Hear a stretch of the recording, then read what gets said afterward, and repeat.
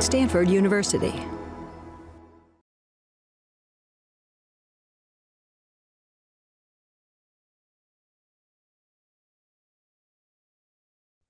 Welcome to Stanford Medicine's 10th Annual Contemplation by Design Summit. I'm Dr. Tia Rich, the founder and director of Contemplation by Design. It is my great honor to welcome Dr. David Spiegel, who will guide us in this iPause guided practice titled Breathing Practices for Mental Health and Well-Being. Dr. David Spiegel is Willson Professor and Associate Chair of Psychiatry and Behavioral Sciences and Director of the Center on Stress and Health and the Center for Integrative Medicine at Stanford University School of Medicine. He has published 13 books, 425 scientific journal articles, and 175 book chapters on hypnosis, psychosocial oncology, stress physiology, trauma, and psychotherapy for stress, anxiety, and depression. His research has been supported by the National Institute of Mental Health, the National Cancer Institute, the National Institute on Aging, the National Center for Complementary and Integrative Health, and a number of foundations.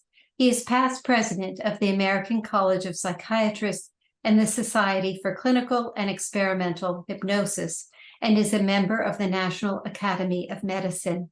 Join me in warmly welcoming David Spiegel. Thank you very much, Tia. I'm glad to be here with you. Hope to help you all feel better and breathe better over the next 45 minutes. So what I would like to do is review briefly with you the rationale for the exercises we're going to try today, and then give you an experience with doing it. So I hope you're in a comfortable place where you can breathe freely.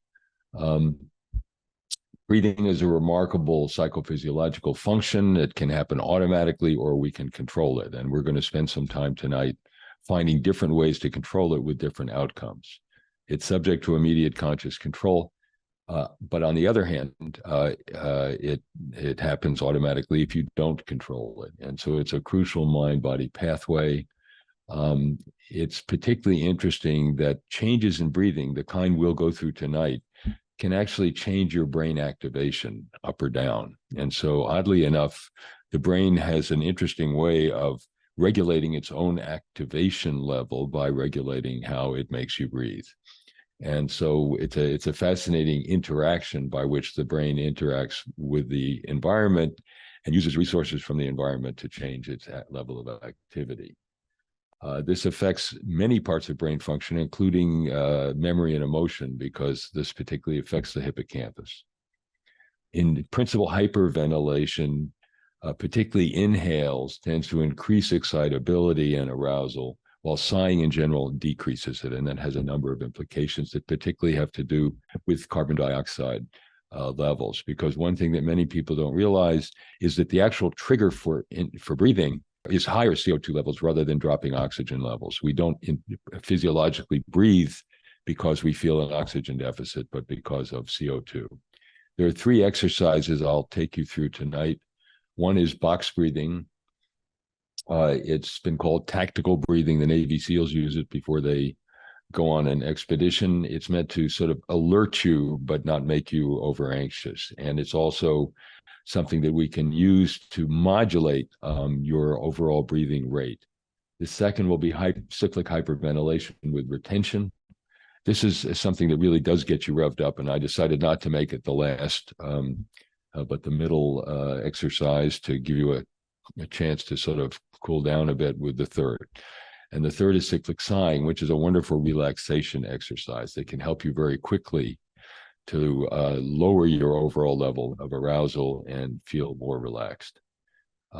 We published a study on comparing these 3 exercises in Cell Reports Medicine.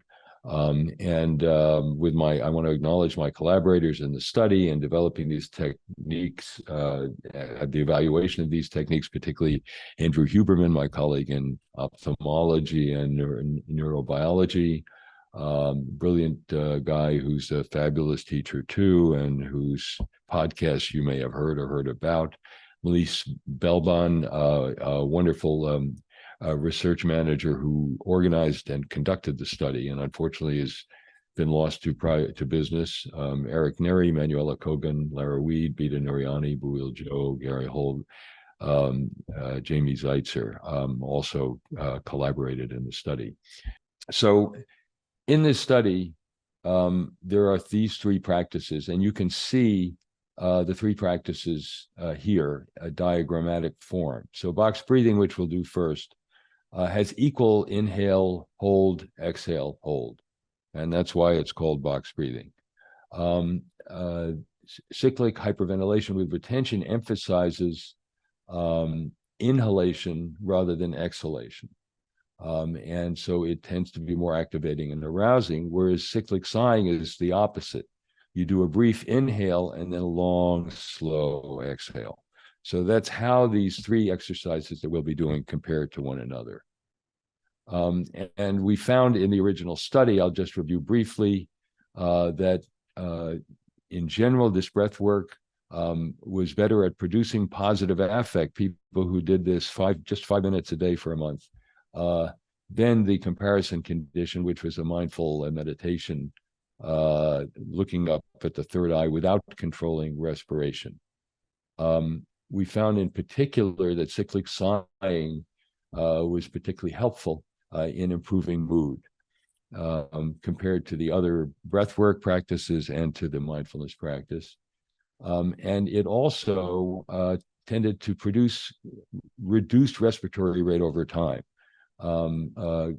Specifically as one of the three breathwork practices, although box breathing, we think, can do that too. And the point here is that we all tend to breathe too fast. We tend to overbreathe. We blow off carbon dioxide, which actually tends to make you anxious and can actually impair your body's ability to obtain oxygen from hemoglobin, from the red blood cells, because CO2 changes the acid-base balance, called the Haldane effect, and releases oxygen once it's been captured in the red blood cells. And so you get into trouble if you blow off too much carbon dioxide because you want to breathe, but you're not efficiently breathing, and you get into a kind of vicious cycle. So many shallow breaths are usually a problem. In general, we should be breathing at an average resting rate of about 6 breaths a minute. But many of us breathe twice that much, 11 or 12.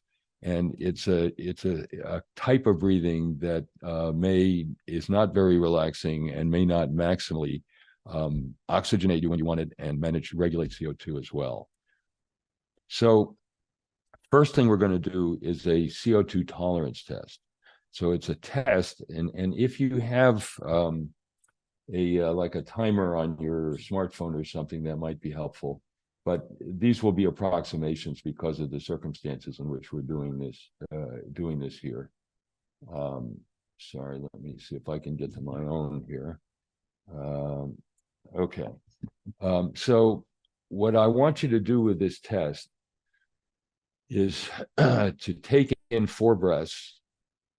That's an inhale followed by an exhale, preferably through your nose, but not necessarily. In general, we breathe more freely through our nose. If you just try right now taking a brief inhale through your nose and one through your mouth, you may notice that the air flows more freely through your nose. Although the mouth is bigger, there are all kinds of obstacles like the tongue, whereas the anterior part of the nose is a bony, hard structure that allows the air to flow more freely. So in general, nasal breathing is an advantage when you can do it. And in this case, this would be good. So I'm going to ask you to take 4 breaths, then take a maximally deep breath. And once your lungs are full, exhale as slowly as possible through your nose or mouth. And I'd like you to time how long it takes. So you just exhale as slowly as you can. And when you have to stop to inhale again. So we're just going to do this once. And what I'd like you to arrange to do, if you can, is be able to time how long it goes from the time that you take, after you take the 4 breaths, we're going to take a maximally deep breath. I'll tell you what to do and then time it. Okay, so let's take 4 breaths starting now. Exhale, that's 1, 2, 3, 4. And now inhale and take a maximally deep breath. And once your lungs are full, exhale as slowly as possible and time how long you can exhale that way. Ready? Inhale. Fill your lungs and exhale as slowly as possible.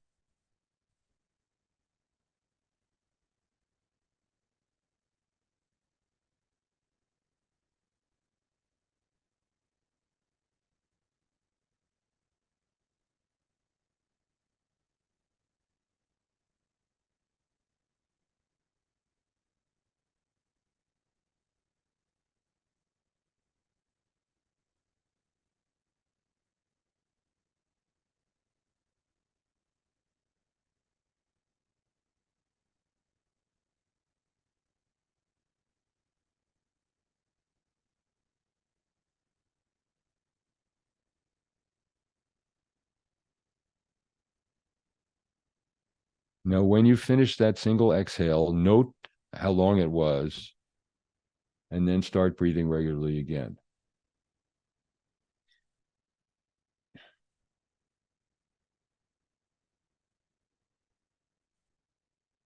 I'm hoping everybody is pretty much finished by now. I'm thinking you would be. And so there are categories based on your expiration time. The shorter expiration times, about up to 20, 25 seconds, your score would be a 3. We'd consider that low CO2 tolerance. So you had trouble, and that indicates that perhaps we can build up your respiratory ability to tolerate high CO2 levels for a longer time. If your expiration time was between 25 and 45 seconds, that's a moderate score. And the breath hold that we're going to recommend for you in box breathing is 5 to 6 seconds, as opposed to 3 to 4 seconds, it was lower. The idea is to try and teach your body how to build up your capacity to tolerate the higher CO2 levels. And if any of you were able to do it for 50 seconds or longer, your score is 8 to 10. That's a high CO2 tolerance range. And in box breathing, we're going to ask you to try and hold for 8 to 10 seconds. So in general, CO2 tolerance is a good thing. Higher is more. It means that you can tolerate the higher CO2 levels without feeling the need to breathe again. And in general, most people are in the range of 20 to 60 seconds. There are some, like athletes and others, who can do it for 60 to 80 or even more than 80. But not to worry, wherever you are, we're going to show you how you can do something to try and enhance your ability to tolerate high CO2 levels and breathe more slowly and easily.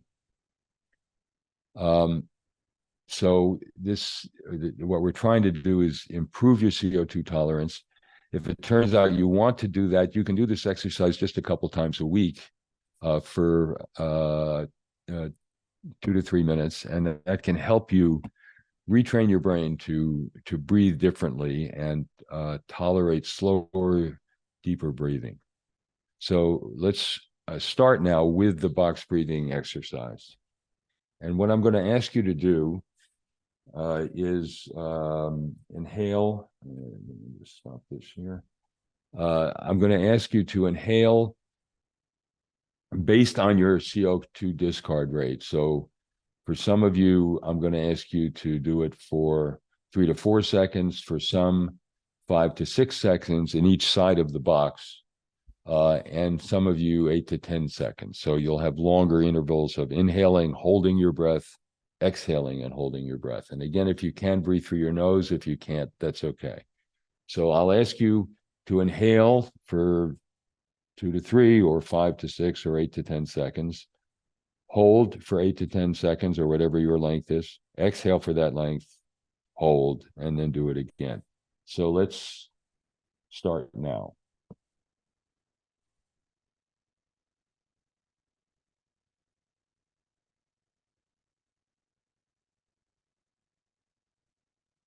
So remember, the pattern is to inhale,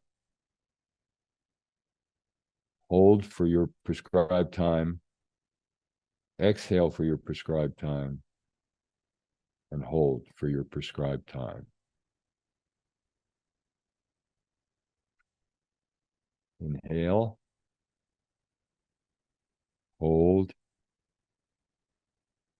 exhale, hold. If you're finding it hard to do this, that it's hard to hold for that period of time, it's fine to shorten the intervals, but try and do them consistently. Inhale, hold, exhale, hold.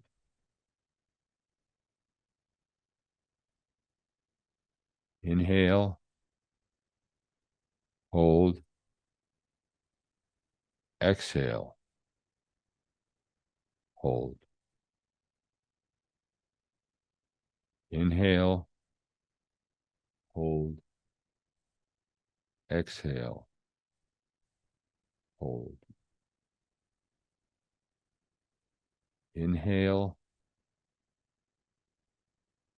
hold, exhale, hold. Inhale, hold, exhale, hold. Inhale, hold, exhale, hold. Inhale, hold, exhale, hold. Inhale, hold, exhale, hold. Inhale, hold, exhale, hold. Inhale, hold, exhale, hold.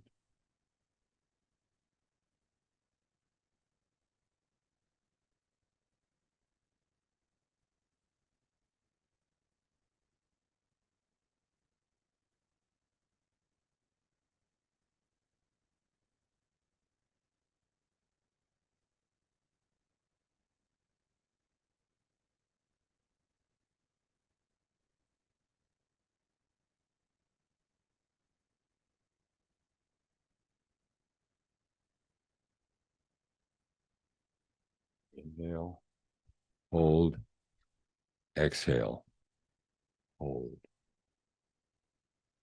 Inhale, hold, exhale, hold.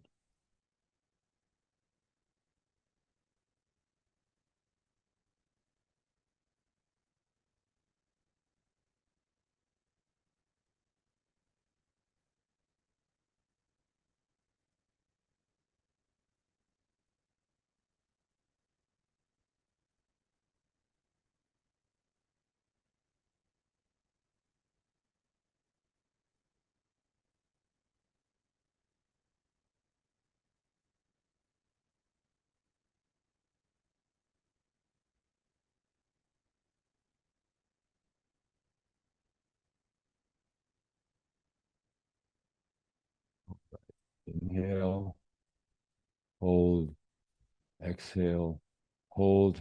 We've done it. Now, please take a moment to notice how you're feeling. You're feeling activated, soothed, more alert. It's very helpful with these exercises to take note of your sense of activation and relaxation before, during, and after. You get a feeling of which exercise you find most helpful. But this is a good one to use as a kind of set and get ready for an activity. But it's also a good one to practice once or twice a week to try and expand your CO2 tolerance so that you train your body to breathe in a more relaxed and deeper way that requires you to be having fewer breaths per minute.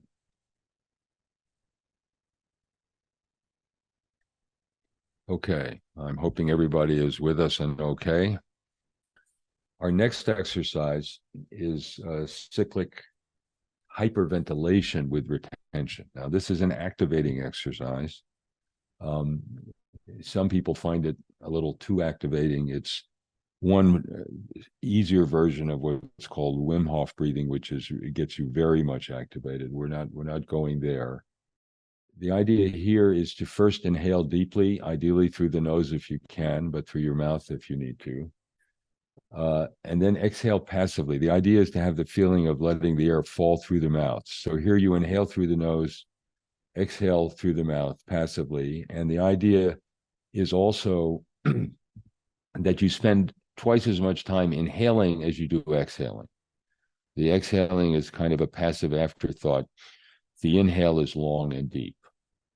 And you may want to start inhaling with your belly again and then complete it by expanding your chest so that you have diaphragmatic and chest breathing as well. And the plan here is roughly 5 minutes, but to do 30 breaths in and out. And after you've done 30 breaths, exhale all the air out and wait calmly with your lungs empty for 15 seconds if you can. If you want, we can try and time this as a group time, and it may not be exactly 30 breaths, but that way we can time the emptying. So why don't we do it together this time so that we're sure we get that time right. And if it's more or less than 30 breaths, that's not a problem. Okay, I hope everybody's ready and comfortable. So inhale deeply through your nose.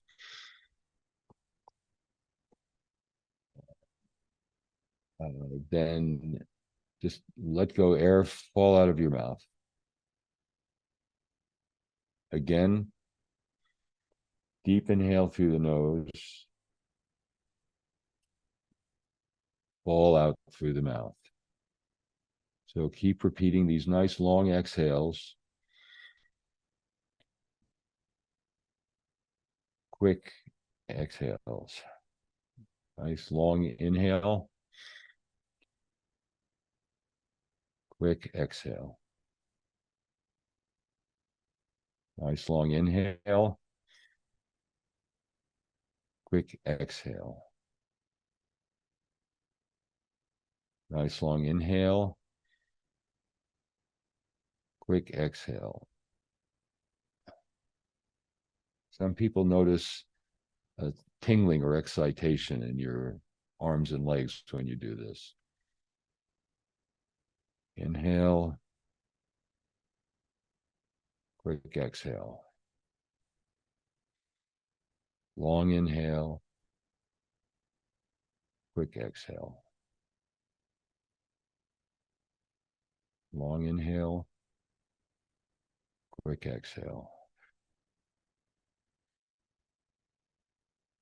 Long inhale.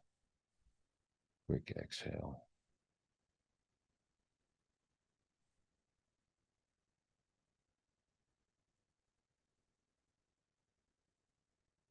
Long inhale, expanding your chest.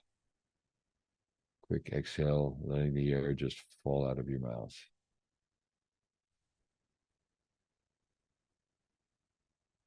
Nice deep inhales. Fill your lungs fully. Quick exhale. Nice deep inhale. slow, quick exhale.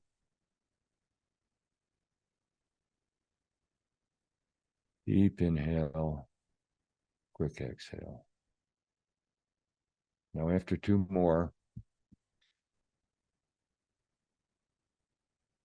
do this one, nice deep inhale, quick exhale, and hold your lungs empty. I'll let you know when to start breathing again, if you can.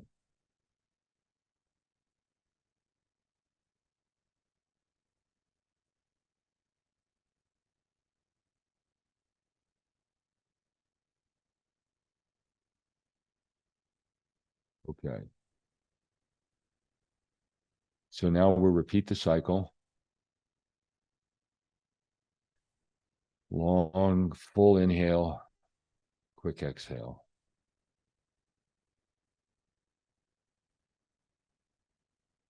Full inhale, quick exhale.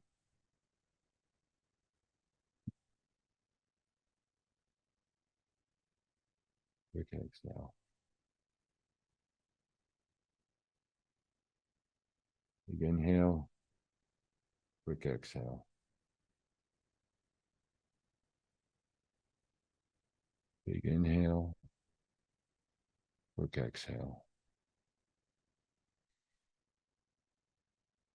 Big inhale, quick exhale. Big inhale, quick exhale. Big inhale, quick exhale. Inhale, quick exhale. Big inhale, quick exhale. Now get ready, big inhale, quick exhale, and then keep your lungs relatively emptied for 15 seconds.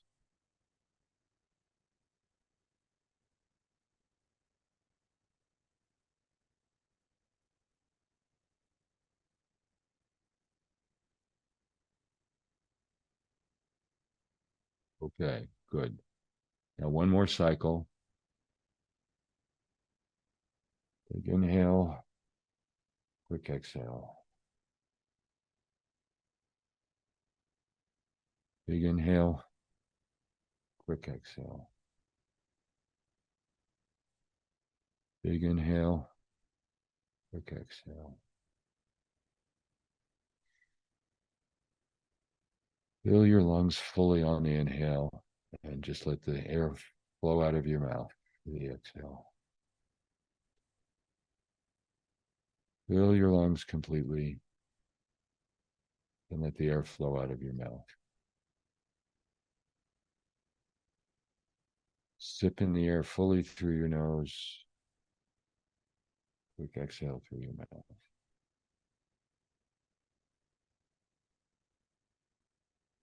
Full exhale, inhale, then quick exhale.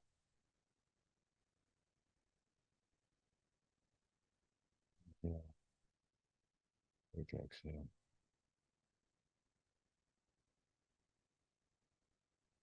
Big inhale, fill your lungs, and then quick exhale. All right, ready? Big inhale.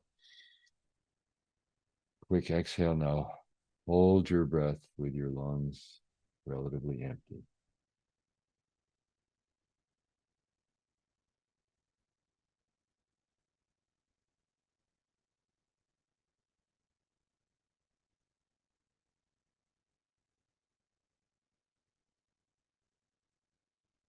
Okay, back to regular breathing now. I hope everybody is feeling okay. You may feel some tingling in your arms and legs. You may feel a bit of a sense of excitation, arousal from doing this. That's typically the way people feel. Hope everybody's okay.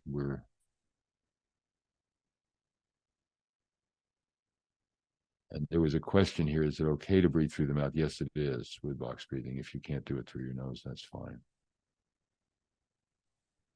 It is, it's an interesting and instructive thing how much some relatively minor but persistent changes in breathing can affect your interoception, the way your body feels, the way your head feels. We are surprisingly sensitive to just even relatively minor and brief changes in the way we breathe. There is plenty of evidence that people can retrain the way they breathe if you just work at it a little bit, and you want to. So the point of this cyclical breathing is to, first of all, learn something about your breathing style. In the case of box breathing, to perhaps retrain yourself to breathe more regularly, fewer breaths per minute, and be able to tolerate and benefit from a more regular and deeper breathing cycle. This one, the cyclic hyperventilation, shows you how you can arouse yourself fairly quickly by breathing differently. And in response to this question is the third one. The third one is cyclic sighing. And I think you'll enjoy this. It's a very rapid means of reducing your stress. And I posed it last because some people may be feeling a little hyper aroused now.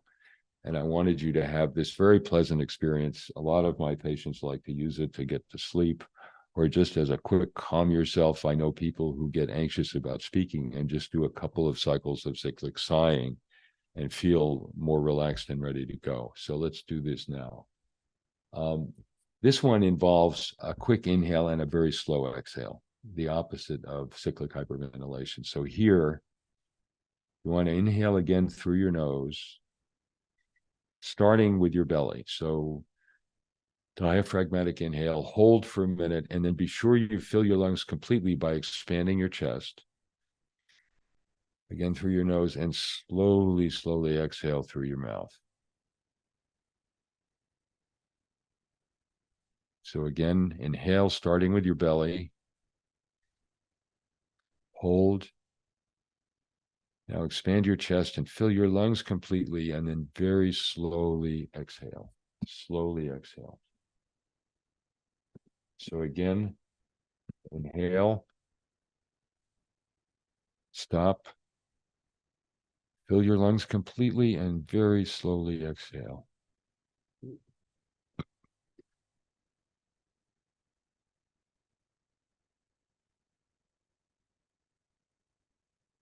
Inhale through your nose if you can. Inhale again. Expand your chest completely and then slowly exhale.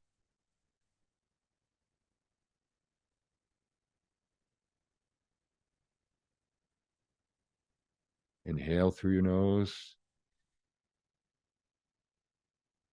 Stop. Expand your chest and fully fill your lungs. And slowly exhale through your mouth. So again, inhale through your nose, starting with your belly. Hold. Completely inhale your lungs again through your nose, but expanding your chest. And then slowly exhale through your mouth.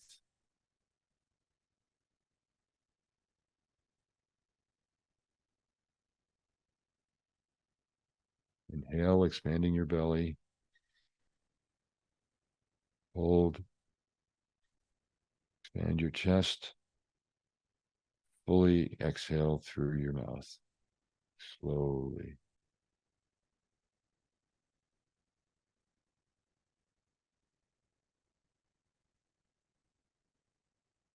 Inhale through your nose, starting with your belly. Stop. Now expand your chest, fill your lungs. And slowly exhale.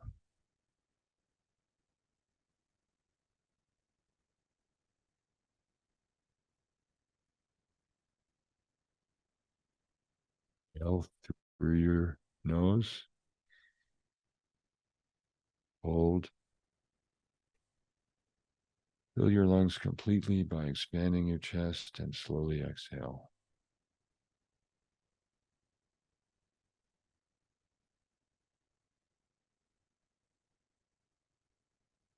Inhale through your nose.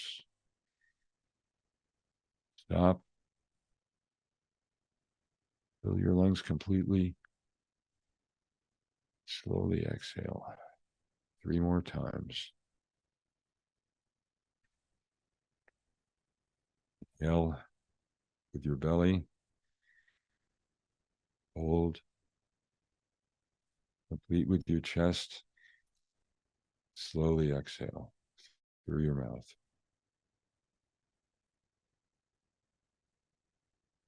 Inhale with your belly.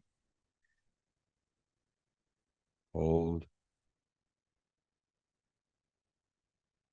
Expand your chest. Inhale fully and then slowly exhale.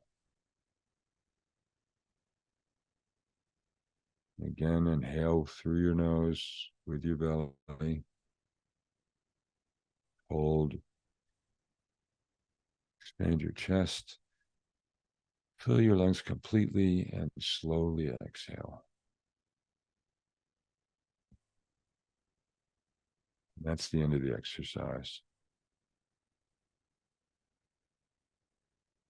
So I'm hoping and thinking that many of you will be feeling more relaxed now that you found the cyclic sighing different, particularly from the cyclic hyperventilation, but also from the box breathing.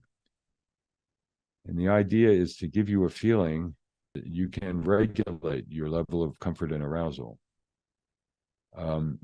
Yes, the ratio of inhale to exhale, exhale should be twice as long as the inhale in cyclic sighing. The main idea is to get your lungs full. And yes, Tia is feeling peaceful. That's great. And I find that it does that. It's a remarkably quick way. It's a divided breath. It isn't 2 breaths. It's 2 in the sense that you stop and then you complete the inhalation, but it's 1 inhalation.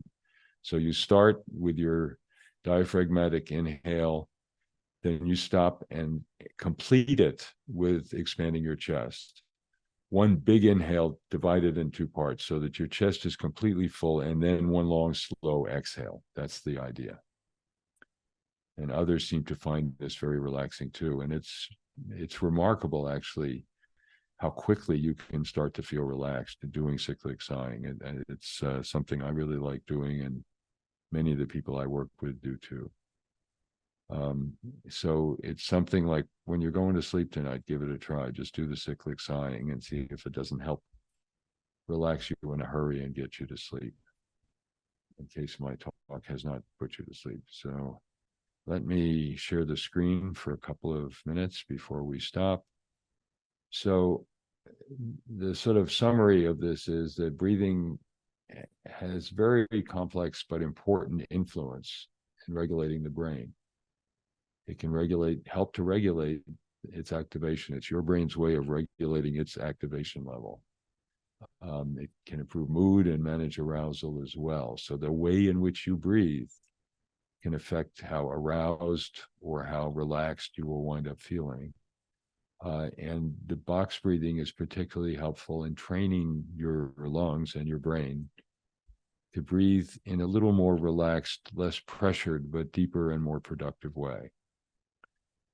It's a habit that can be changed, like other things we use to influence habits. I didn't talk about it tonight, but hypnosis can be helpful with that too. And the 2 in conjunction can be very helpful in inducing relaxation. And these practices can be widely disseminated, and there's growing interest in it. So catch your breath and breathe in a more mindful way that can help you regulate your mood and your level of physiological arousal. I want to thank Victor Koo, the founder of Gen Culture and a board member of the Global Wellness Institute, for his inspiration and support of the research that we've done on breathing and breath work. Also, the other NIH institutes and foundations that has helped to fund our research. And my final thought comes from Charlie Brown. Lucy misses the ball, reminds me of some baseball teams I know. She says, my body just doesn't seem to want to do what my brain tells it to. And Charlie Brown says, I can understand that. My body and my brain haven't spoken to each other in years. And that's been the problem with many of us. But we're doing things like this, I hope, will help us to get our body and brain communicating in a more interesting, complex way. Okay, any questions? I see a big difference after the previous exercise. That's right. I'm glad you felt that. And Tamar felt very relaxed. That's terrific. I was advising breath out, cyclic breathing, put tip of the tongue behind the top teeth to slow our breath. Yes, that is a useful technique. And people can do that. If you're exhaling through your mouth, it will be a kind of filter that slows the exhalation. That's a good idea. Box breathing reduces my heart rate when successful. Good. That may well be the case. We could not prove that in the previous study we did, but we're doing more, and we're hoping to show that that's the case. Cyclic sighing did reduce respiratory rate, average respiratory rate. Is there ever a time when we should not be doing some of the breathing exercises, for example, after eating? Well, if you find that you get some gastrointestinal discomfort, perhaps, but I don't know of any. That's really a personal thing, and if you find that you get uncomfortable doing it after eating, then don't. But there's no special reason why you couldn't do it. Your parasympathetic system is involved when you're digesting food. The vagus nerve controls a lot of it, and so there's no reason in principle why you couldn't. It's a kind of digestion is meant to be a time of soothing. So it may feel more natural to do cyclic sighing than cyclic hyperventilation, for example, after eating, but it's really a matter of personal comfort. See what you can do. But I think the more we learn to appreciate and reasonably regulate our inner states, I think, the happier we'll feel. Yes, Reverie is the app for self-hypnosis. REVERI, no E at the end. And should cardiac patients hold their breath? Well, if they're stable, there are a lot of people who have cardiac illness but are stable. Certainly, if you feel any discomfort or chest pain, don't do it. But breathing well is actually good for people with heart disease. So, if you're having crushing substernal chest pain, go to an ER. But if you're stable and your heart's functioning well and you're under cardiology care, it can be helpful to improve your respiration, because the thing is, if you get anxious and you blow off too much carbon dioxide, you actually make it harder for your cells, including your cardiac cells, to get the benefit of the oxygen that is bound to hemoglobin in the blood, the red blood cells, the erythrocytes. So breathing well and regulating the balance of carbon dioxide and oxygen is actually good for people, even people with heart disease. Okay. Well, you're most welcome. I hope you all have a restful evening and get a good night's sleep. And I wish you the best. Thank you, David, for your generous wisdom and guidance tonight. And we wish you a peaceful, restful evening as well. Thank you very much. You too. Good night.